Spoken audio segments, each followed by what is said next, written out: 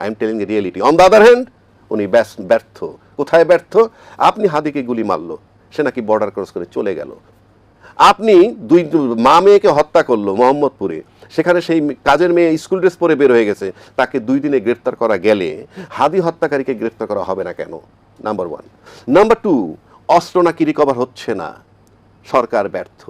ওকে, আবার কোন নেতা বলছেন আমাদের কথায় থানার ওসি উঠবে বসবে, আমরা যা বলবো তাই করতে হবে। এবং আমরা এও জানি যে রাজনৈতিক দলদের প্রভাব কি, সে যে কোনো একজন 3টা বড় দলের কথা যদি আমি বলি, তারা যে কোনো এসপি সাহেব বলেন, ওসি সাহেব বলেন, আইজিপি সাহেব বলেন, প্রশ্ন করতে পারে এবং প্রশ্ন করলে তারা উত্তর দিতেও মোটামুটি অনেকটা বাধ্য। কেন? এটা হলো প্রভাব। তাহলে আমার বক্তব্যটা হইলেই এই যে অস্ত্র উদ্ধার হইল না, পারল না, সরকারের ব্যর্থ। আমি একমত, সরকারের ব্যর্থতা, কিন্তু পাশাপাশি সত্যটা কি আমরা বের হইতে পারছি নাকি ব্লেম গেম নিচ্ছি, আমরা ব্লেম দিচ্ছি শুধু? তা না হলে রাজনীতিবিদরা কি প্রশ্ন করতে পারতো না? 8 মাস ধরে তাদের সাথে ওঠা বসা করছে, অস্ত্র উদ্ধার হচ্ছে না কেন? মাননীয় উপদেষ্টা আপনি বলেন, আপনি কি অস্ত্র উদ্ধার করতে নিষেধ করছেন নাকি বলেন? ওনাকে একটা জবাব দিতে হইতো। হয় বলতেন আমি কথা বলছি অস্ত্র উদ্ধার করতে, তারা আমার কথা শোনে না। আবার উল্টা দিকটা আসেন, আর্মি চিফ বলেন, পুলিশের আইজিপি বলেন, তাদেরকেও প্রশ্ন করতে পারতেন, আপনারা মাঠে আছেন, ম্যাজিস্ট্রেসি পাওয়ারনি, আর্মি মাঠে আছে, অস্ত্রটা উদ্ধার হচ্ছে না কেন? এটা কি প্রধান উপদেষ্টা আপনাকে নিষেধ করেছে কেন? যদি কেউ স্বাধীনতার কথা বললে দোষর হয় সে না, কিন্তু কেউ যদি বলে যে অমুক দলকে কেন আনা হবে না, এটা আর একটা চাপ। ইনক্লুসিভ নির্বাচন বলতে তাদেরকে আনা হবে না, এটা আর একটা চ্যাপ্টার। আচ্ছা, আমি ওটা বলছি না। আপনি এই যে ট্যাগ লাগানো, কোনো ফর্মে আপনি ট্যাগ লাগাইতে পারবেন না। এখন আসেন, এই যে আপনার ওই যে আমাদের বক্তব্যটা কোথায়, এখন এই বয়ানটা আসলো কেন? ধরেন সিম্পল একটা কথা আপনাকে বলি, আমরা জুলাই আন্দোলন সবাই করছি তো ভাই, আপনিও তো করছেন, যে ফর্মে করেন, এই ঘরে একটা ডায়লগ দিয়ে করেন, না না একটা ডায়লগ দিয়ে করেন, 2টা লাইন লিখে করেন, করছেন তো? না, উনি একেবারে ফ্রন্ট লাইনে। আমি বলছি আপনি সবাই করছেন, যে সবাই যেমন কইরা থাকি, তাহলে জুলাই সনদের আইনি ভিত্তি নিয়ে তো এত বিতর্ক হওয়ার কথা ছিল না। ভেরি সিম্পল, সবাই একমত। এটার জন্য পৃথিবীর সাথে আমার যোগাযোগ বিচ্ছিন্ন হবে না, আমার পৃথিবীর সাথে ফরেন পলিসি চেঞ্জ হবে না, আমার টোটালটা ইন্টারনাল। আমরা কি পারছি জুলাই সনদের আইনি ভিত্তি দিতে পারিনি। তার মানে কি, বিপ্লব যেটা করা হয়েছিল সেটা 8 তারিখে ওত নেওয়ার পর থেকে এটা চলে গেছে। এটা চলে যাওয়ার আরও কতগুলো লক্ষণ, যাদেরকে আমরা সরাইছি, এখানে আমি কারোর পক্ষে বিপক্ষে বলছি না, তার একটা অংশ আজও রয়ে গেছে। যিনি রাষ্ট্রপতি, তিনি সম্প্রতি বলছেন যে ফেব্রুয়ারি মাসে উনি চলে যাবেন, এবং উনি খুব অপমানিত বোধ করতেছেন। মানে দীর্ঘ 16 মাস উনি অপমানিত বোধ করেন নাই, এই তফসিল হওয়ার পরে অপমানিত বোধ করতেছেন, এই মানে যেগুলো হাস্যকর। তারপরে যে আসেন এই হাদির যে হত্যার চেষ্টা, এই চেষ্টা থেকে কি বার্তা দেয়? নাম্বার 1, নির্বাচনটা একটা তফসিল দেওয়া হয়েছে, তফসিলের পরে এই ঘটনা ঘটল। নির্বাচনটা চায় কারা? যেই চাক, যিনি মনে করেন যে নির্বাচন হইলে আমরা ক্ষমতায় আসবো, 1 নম্বর। 2 নম্বর, যারা রাজনৈতিক প্রকৃতি দল, যারা নির্বাচনকে বিশ্বাস করে, তারা মনে করেন নির্বাচন একটা হওয়া উচিত। এটা অযৌক্তিক নয়, যৌক্তিক। তারপরেও বেশি গুরুত্ব তাদের কাছে যে নির্বাচনটা হইলে যারা বিজয় লাভ করবে, এটা তারা মনে করেন, এবং তারা যে কোনোভাবেই হোক, ইউনূস সাহেব ফেব্রুয়ারিতে নির্বাচন দিচ্ছেন, ওই পর্যন্ত কিভাবে গিয়ে আমরা নির্বাচনটা করতে নিতে পারি, এটা হলো তাদের প্রধান লক্ষ্য। তাহলে নির্বাচন বানচাল করতে চায় কারা? দ্বিতীয় আসেন, এই ইউনূস সাহেবকে দেখেন, কথাটা বোঝার চেষ্টা করেন, নির্বাচন ফেব্রুয়ারিতে হবে, ইউনূস সাহেবকে ফেব্রুয়ারি পর্যন্ত সহ্য করতে পারতেছে না যে শক্তিটা, সেই শক্তি নির্বাচন বানচাল করতে চাচ্ছে না। সে চাচ্ছে এমন একটা পরিস্থিতি যাতে ইউনূস সাহেব যেতে বাধ্য হন। আচ্ছা, কেননা ইউনূস সাহেব অপসারণ হবেন নির্বাচনের মাধ্যমে গেলে ফেব্রুয়ারিতে। এখন এই ফেব্রুয়ারি পর্যন্ত যদি ধৈর্য ধরে সব শক্তি, যারা পরাজিত শক্তি, তাদের সাথে যদি রিভেঞ্জের ব্যাপার থাকে, তাহলে তারা ফেব্রুয়ারি পর্যন্ত তাকে নাও মানতে পারে। আর রাজনৈতিক দলের ভিতরে যদি কেউ থেকে থাকে যে ইউনূস সাহেব থাকলে তাদের কিছু প্রভাব থাকে, তারা সে বিরোধিতার ভিতরে থাকতে পারে। কিন্তু তার চেয়ে বড় কথা হচ্ছে যে ফেব্রুয়ারি পর্যন্ত ইউনূস সাহেবকে রাখতে চায় না যারা। কারণ নির্বাচন যারা চায় না, যে রাজনৈতিক দলগুলোর ভিতরে অ্যাক্টিভ দল যদি আমি ধরি, তারা নির্বাচন না চাইলেও ইউনূস সাহেবের অপসারণ চায় না, তারা চাচ্ছে ইউনূস সাহেব লম্বা সময় থাকুক, ফর এক্সাম্পল। আর যে বিজয়ী হবে সে চাচ্ছে নির্বাচনের মাধ্যমে ইউনূস সাহেব চলে যাক। তাহলে চায়না কে? চায়না হলো ইউনূস সাহেবকে যারা মানে একেবারে প্রতিশোধমূলক রাজনীতি যারা করতে চায়, তারা ইউনূস সাহেবকে সরাইতে চায়। আর সেটা সরানোর প্রক্রিয়া একটাই, এমন পরিস্থিতি করা যেই পরিস্থিতি নির্বাচন পরাজিত শক্তি, নির্বাচন বানচাল হতে পারে যদি হয়। কারণ এখানে অপসারণ টার্গেট হইল ইউনূস সাহেব। এই কারণে আমি বলি।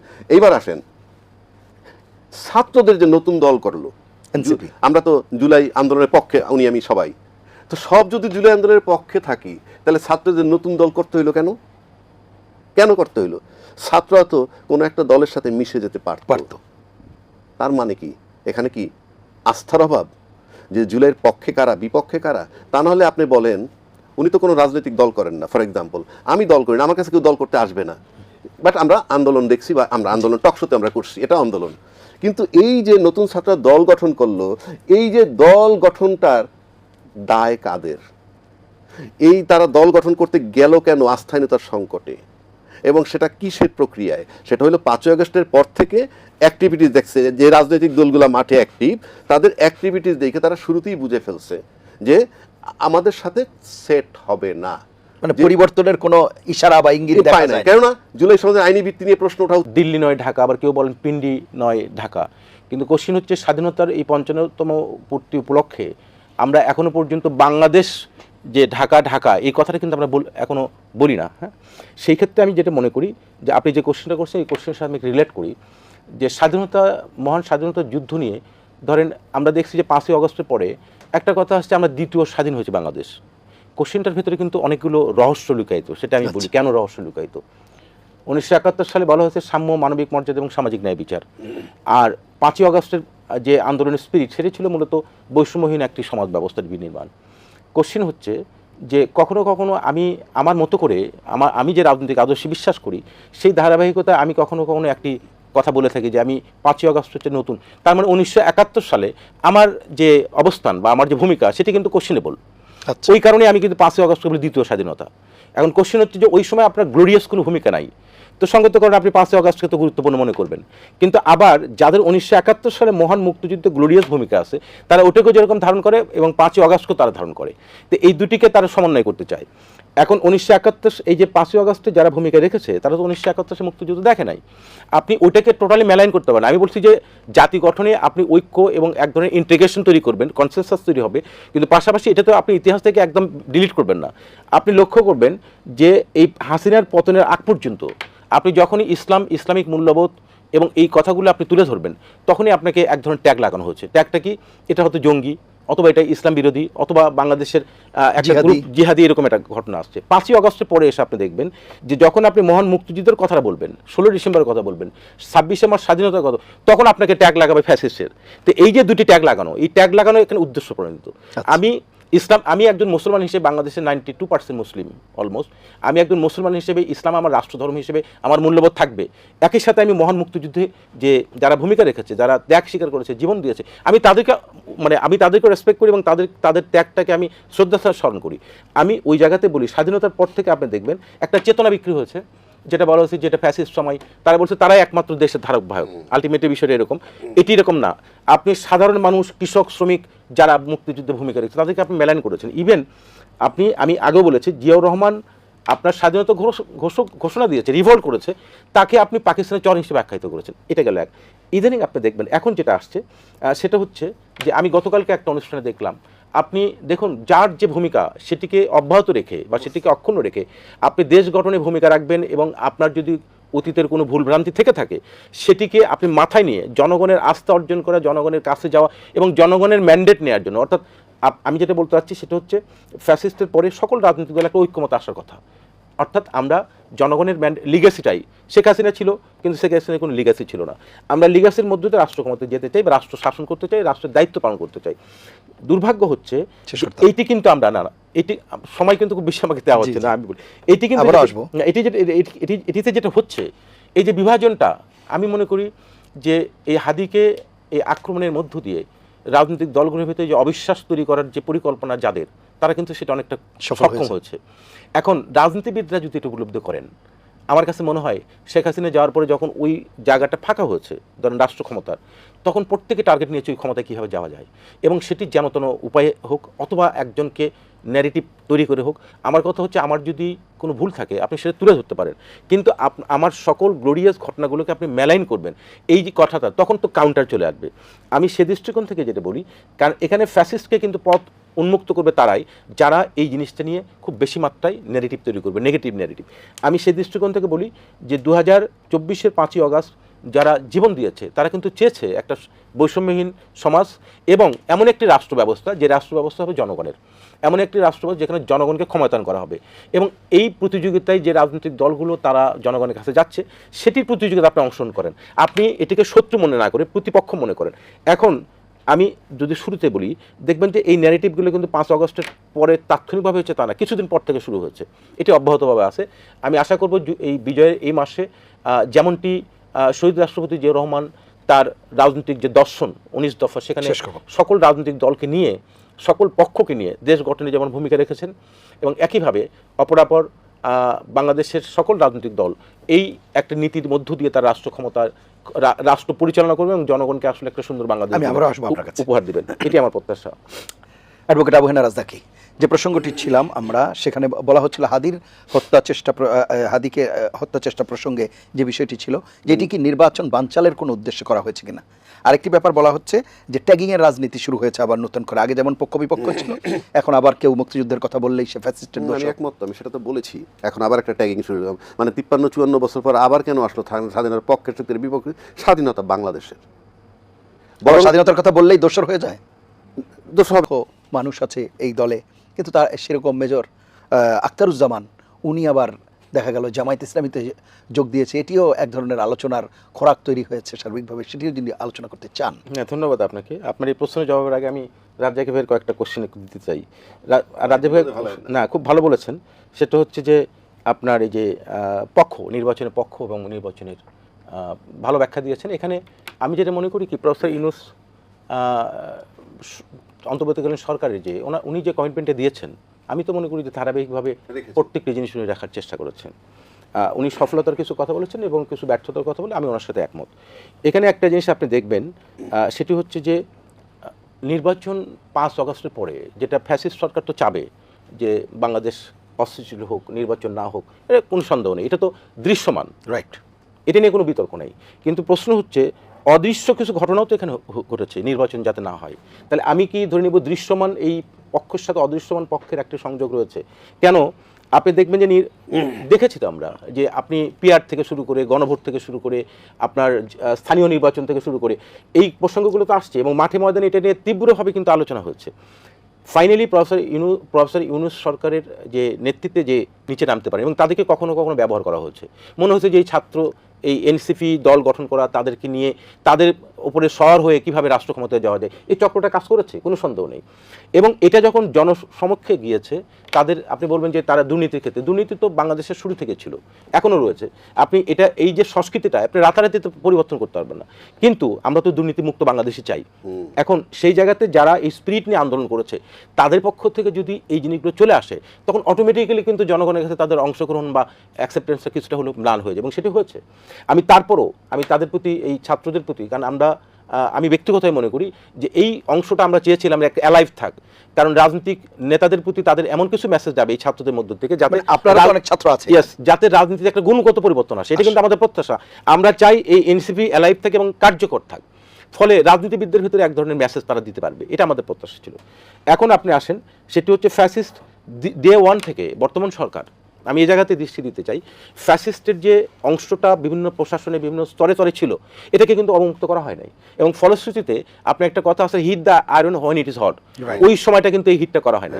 এখন তাদের ডালপালা অনেক বেড়েছে, তারা কোনো না কোনো রাজনৈতিক আশ্রয়ে অংশগ্রহণ নিয়েছে এবং তারা এখন তাদেরকে সেভ করার চেষ্টা করে, এটা বাস্তব। শেখ হাসিনা তো পালিয়েছে একটা গ্রুপ নিয়ে, কিন্তু শেখ হাসিনার যে অন্যান্য অনুষঙ্গ তারা তো বাংলাদেশ রয়েছে।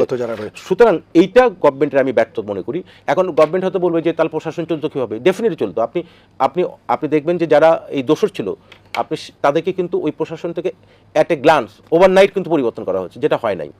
এবং আরেকটি জিনিস হচ্ছে সামরিক বাহিনীর ভিতরে যে ডিগনিটিটা, স্বাধীনতা সার্বভৌমত্বের যে প্রতীক, এটাও কিন্তু ধ্বংসপ্রাপ্ত হচ্ছে। যার ফলে আপনি দেখবেন সামরিক বাহিনীকে নিয়ে যে সমস্ত কমেন্ট করা হচ্ছে, যেটা আমি আমার লাইফে কখনোই শুনি নাই, এটা তো হয়েছে এবং এটা আমাদের কষ্ট দেয়, কারণ এটা তো সকল তর্ক বিতর্কের ঊর্ধ্বে কিন্তু সেনাবাহিনী ছিল। এখন সেনাবাহিনী তো মুষ্টিমেয় কিছু ব্যক্তি, আপনি অ্যাজ এ হোল পুরো সেনাবাহিনীকে তার জন্য দায়ী করতে পারেন না। আপনার কোশ্চিনে আসি, অনেক আলোচিত ব্যক্তি এবং উনি একজন ফ্রিডম ফাইটার, আমি তার প্রতি সকল শ্রদ্ধা রেখে কথা বলতে চাই। উনি একটি রাজনৈতিক দলে অংশগ্রহণ করেছেন, যেটা আপনি উল্লেখ করেছেন, বাংলাদেশ জামাত ইসলামী। এখন কোশ্চেন হচ্ছে এই জুলাই অগাস্টে যে আন্দোলন, এই আন্দোলন নিয়ে উনি কিন্তু ন্যারেটিভ তৈরি করেছিলেন। এই আন্দোলনটা হচ্ছে রাজাকারদের আন্দোলন, আচ্ছা, কোট আনকোট উনি বলেছেন এটা মিডিয়াতে। তাহলে উনি উনি উনি একজন মুক্তিযোদ্ধা হিসেবে উনি যখন একটা রাজনৈতিক দলে যোগদান করেছেন এবং করার পরে উনি কিন্তু বলেছেন মিডিয়াতে যে আমি জামাত ইসলামে যোগদান করলাম হচ্ছে আমি জিয়াউর রহমানের রাজনীতি উনি করতেন, বেগম খালেদা জিয়ার কথা উল্লেখ করেছেন, আমি তারেক রহমানের রাজনীতি করতে চাই না, এটা হচ্ছে ওনার কথা। তার মানে ওনার ক্ষোভ, আচ্ছা, ওনার একটা ক্ষোভের বহিঃপ্রকাশ হচ্ছে অন্য একটা দলে অংশগ্রহণ করা, এবং ওনার মতো একজন ফ্রিডম মানে বঞ্চনার থেকে এই ক্ষোভ। রাইট। এবং আমি মনে করি যে উনি বঞ্চিত হয়েছেন। ওনার যে ক্ষোভের বহিঃপ্রকাশ, এটা একটা দলে উনি গিয়েছেন। এখন কোশ্চেন হচ্ছে যে দলটা তাকে নিয়েছে, এই দল সম্পর্কে তো অনেক কটূক্তি উনি করেছেন সিরিজ। বিএনপি মুক্তিযোদ্ধা ধরে রাখতে পারলো না। এখন আপনি না মুক্তিযোদ্ধা তাকে তো অলরেডি 5 বার বহিষ্কার করা হচ্ছে, এবং তার মতো আমি আসলে তার বিষয়ে খুব বেশি আলোচনা করতে চাই না, এই কারণে আমি তাকে খুব বেশি ইম্পর্টেন্ট ম্যাটার মনে করি না। আচ্ছা, কারণ উনি আমি বলতে চাই যে ওনার মুক্তিযোদ্ধা পর্যন্ত, মুক্তিযুদ্ধ চলাকালীন এবং মুক্তিযোদ্ধা হিসেবে তার প্রতি শ্রদ্ধা, সেই ভূমিকা ওই অংশটুকু আমি রেখে দিয়ে মেজর আখতারুজ্জামান নিয়ে যে কথাটা বলতে চাই সেটি হচ্ছে যে উনি রাজনীতিতে একজন পরিত্যক্ত জিনিস, আমি ব্যক্তিগত মনে করি পরিত্যক্ত, এবং তাকে নিয়ে খুব বেশি আলোচনা আমি করতে চাই না। নাম্বার 2 এখানে বলি, সেটা হচ্ছে দেখুন যে উনি বলেছেন যে তারেক রহমানের নেতৃত্ব একজন মেজর আখতারুজ্জামান নিল কি নিল না, এটা ইম্যাটেরিয়াল। বাংলাদেশের কোটি কোটি মানুষ তারেক রহমানকে যদি নেতা মানে, জনগণ যদি মানে, তাই ওনার কথায় কিছু যায় আসে না। কিন্তু উনি যে ক্ষোভের বহিঃপ্রকাশ ঘটিয়েছেন, এটা বোঝায় রাজনীতিতে আপনার থাকতে পারে, আপনার কি বলে যে আদর্শিক চ্যুতি হতে পারে। আমি মনে করি উনি আদর্শিক কারণে এখানে গিয়েছেন তা কিন্তু না, কিন্তু উনি একটা ক্ষোভের প্রকাশ ঘটিয়েছেন। তার মানে আমি মনে করি যে এটা প্রমাণিত যে উনি আসলে জনাব তারেক রহমানের নেতৃত্বকে ওনার পছন্দ না, এটা হতেই থাকতেই পারে। বাংলাদেশের 18 কোটি মানুষই তারেক রহমানের রাজনীতি পছন্দ করবে এমনটি নাও হতে পারে, এটা তারেক রহমান নিজেও প্রত্যাশা করে না। কিন্তু বাংলাদেশের অসংখ্য কোটি কোটি মানুষ তারেক রহমান নেতৃত্বকে পছন্দ করেন, এবং সুতরাং সেটিকে নিয়ে উনি যাত্রা শুরু করেছেন। তারেক রহমান তো সমালোচনা অ্যাকসেপ্ট করেন, উনি তো যেটা জিয়া রহমান করতেন উনিও করেন, এবং আপনি অতি সম্প্রতি দেখবেন তারেক রহমান সম্পর্কে অনেক নেগেটিভ হচ্ছে, কিন্তু তার উত্তরে কি উনি কি তার বিপরীতে কটাক্ষ কোনো বক্তব্য পেশ করছেন না। আপনি অতি সম্প্রতি আপনি কয়েকটা কথা এখানে বলি, দেখুন এখানে একটা কথা আসে যেটা রাজ্জাকি ভাই বলেছেন যে বিগত দিনে বিএনপি কিন্তু অনেকের সাথে রাজনৈতিক মোর্চা করেছে, কিন্তু যখন আপনি আমাকে ডিরেক্টলি আক্রমণ করবেন তখন তো আমি নিশ্চয়ই চুপ থাকবো না, আমি হয়তো আপনাকে আপনার মতো করে উত্তর দেবো না, কিন্তু আমি ভদ্রোচিতভাবে অবশ্যই উত্তর দেবো। সেই দৃষ্টিকোণ থেকে আমি বলি আপনার টাইটেল আমার মনে আর সময় দিবেন না, আমি শেষ করছি। এখানে উল্লেখ করছে জেনারেল ইব্রাহিম সাহেব, উনি কিন্তু যোগদান করেছিলেন 24 নির্বাচনে, আপনারা জানেন, এবং আরেকজন ব্যারিস্টার এবং মুক্তিযোদ্ধা শাহজাহান ওমর সাহেব উনিও করেছেন। আজকে তারা কোথায়? আমি এই ভদ্রলোক যারা, তাদের প্রতি শ্রদ্ধা রাখতে চাই, কারণ মহান মুক্তিযোদ্ধারা ভূমিকা রেখেছে। আমি নিশ্চিতভাবে এই যুদ্ধে অকুতোভয় সৈনিক তাদের প্রতি রেসপেক্ট করি, এবং তারা জীবন সায়ান্নে এসে তারা কোনো যাতে কোনো বিতর্কিত পর্যায়ে, এবং তাদেরকে আমি ওই জায়গাতেই দিতে চাই। এখন ধরেন যে আপনি যে আকাঙ্ক্ষার কথা বলেছেন, আমি মনে করি দেখুন দিন শেষে আমাদের উচিত হচ্ছে সকল রাজনৈতিক দলের উদ্দেশ্য তো জনগণের ম্যান্ডেট নেওয়া, জনগণ মন জয় করা। আমি মনে করি যে রাজনৈতিক দলগুলো যদি মনে করে যে আসলে দেশ গঠন, জাতি গঠন এবং জাতিসত্তার অস্তিত্ব নিয়ে আমরা পার্শ্ববর্তী দেশ বলি, আমাদের অদূর দূরে দেশ বলি, প্রত্যেকটি দেশ হয়তো বাংলাদেশের অস্তিত্ব নিয়ে ষড়যন্ত্রে লিপ্ত থাকবে, কিন্তু রাজনৈতিক দল হিসেবে এই দেশের মাটি মানুষের প্রতি যাদের মমত্ববোধ আছে তাদের উচিত হবে যে নির্বাচন এবং দেশকে ভালোবেসে দেশের মানুষকে নিয়ে সামনের দিকে অগ্রসর। অসংখ্য ধন্যবাদ অ্যাডভোকেট আবু হেনা রাজাকি। আমি কি বিষয় বলবো? জি, ধরুন আমাদের আলোচনা তো মোটামুটি শেষ হয়ে গেল। এখন আমি যেটা বলতে চাচ্ছি, যেমন আখতারুজ্জামান প্রসঙ্গটা উনি আনছেন, তার সাথে না ওই তো প্রশ্ন করছেন, উনি উত্তর দিচ্ছেন। আবার ওইদিকে কি বলে ইব্রাহিম সাহেব, তারপরে সাধারণ সাহেব, সবাই রেসপন্সিবল লোক সবাই, এবং বেসিক্যালি 3টে লোকই কিন্তু আর্মির। একটা ইন্টারেস্টিং ব্যাপার, এখানে 3জন লোকই আর্মির, এবং তারা প্রত্যেকে জিয়াউর রহমান সাহেবের আদর্শ, মানে জিয়াউর রহমান সাহেবকে ভালোবাসতেন, শ্রদ্ধা করতেন, এ ব্যাপারে আমার কোনো ডাউট নাই। জীবনের শেষ পর্যায়ে এসে সাধারণ সাহেব এবং কর্নেল যে মেজর ইব্রাহিম সাহেব যেটা করলেন, কি অর্জন করলেন? মেজর আক্তার না আক্তার সাহেব পরে আসছি, জেনারেল ইব্রাহিম সাহেব কি অর্জন করলেন? মানে যে গ্রহণযোগ্যতাটা এমনি ছিল,